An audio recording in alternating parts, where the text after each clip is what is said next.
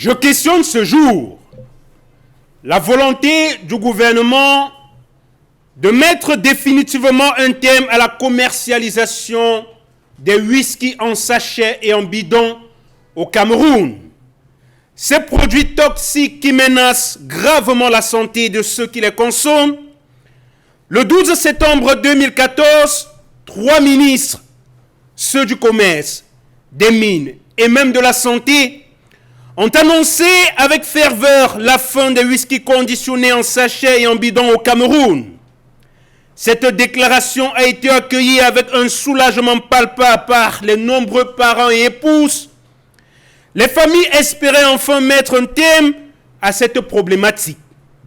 Les épouses pouvaient espérer que leur conjoint cesserait de traîner avec des sachets accrochés aux lèvres, que le mari soulard se consacrerait finalement à cet étang avec une haleine moins puante.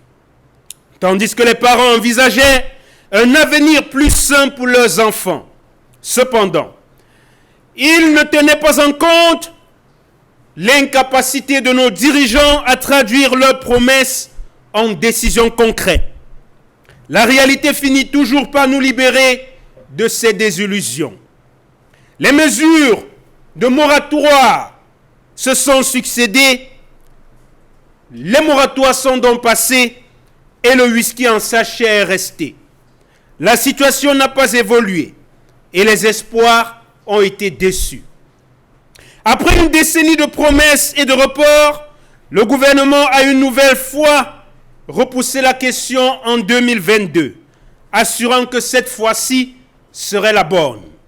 Mais l'année est passée et le 11 avril 2023, une nouvelle décision du ministre des Mines, de l'Industrie et du Développement technologique refait surface. Même si c'est une autre personne, pour le dire, parce que son prédécesseur étant décédé, mettant officiellement fin aux périodes de transition sans que cela ne change grande chose sur le terrain. Aujourd'hui, en 2024, nous avons déjà bien entamé le deuxième semestre et le whisky en sachet toujours présent se porte bien, mais alors très bien. On le trouve facilement dans les kiosques, dans les échoppes, et les autorités semblent peu préoccupées par cette persistance. En effet, un de ces sachets comporte au moins 43 degrés d'alcool, soit l'équivalent de 7 bières, et coûte 6 fois moins cher que la bière en elle-même. Vendu entre 100 et 150 francs, ces whisky continuent de séduire une large clientèle malgré les engagements de nos autorités. Pour les consommateurs, ce whisky en sachet représente une évasion temporaire, mais une fois l'ivresse passée, le problème reste là et toujours prêt à les confronter. Les professionnels de la santé l'ont dit, ces produits sont toxiques.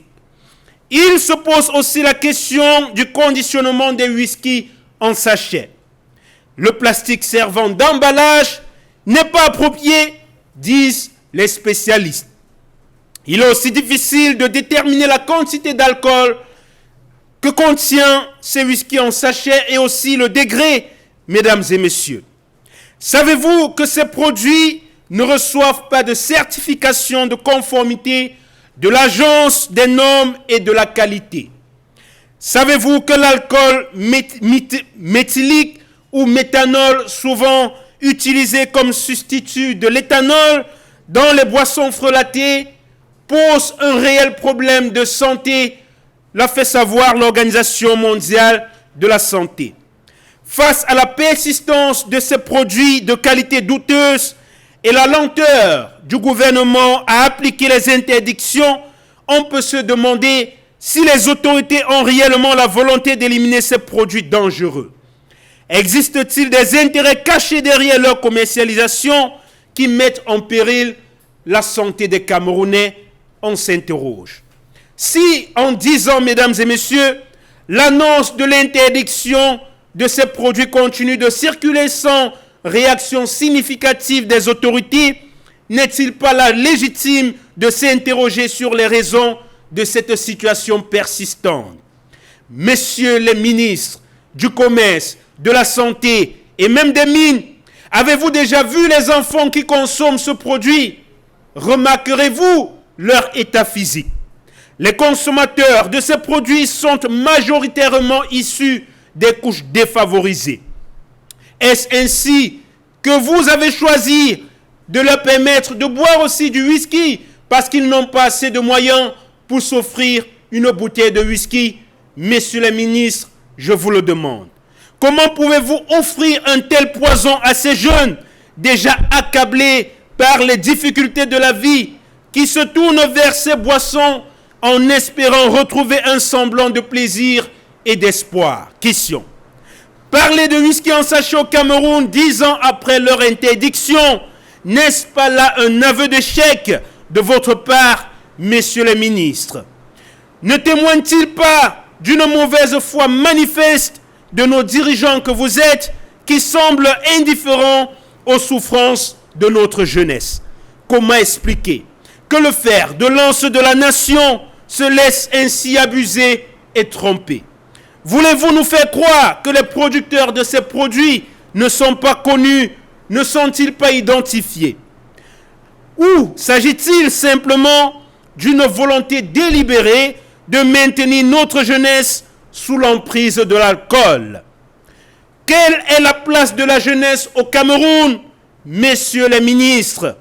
Pourquoi restez-vous aussi indifférents et silencieux face à cette situation? Pourquoi sacrifier la jeunesse? Je me questionne.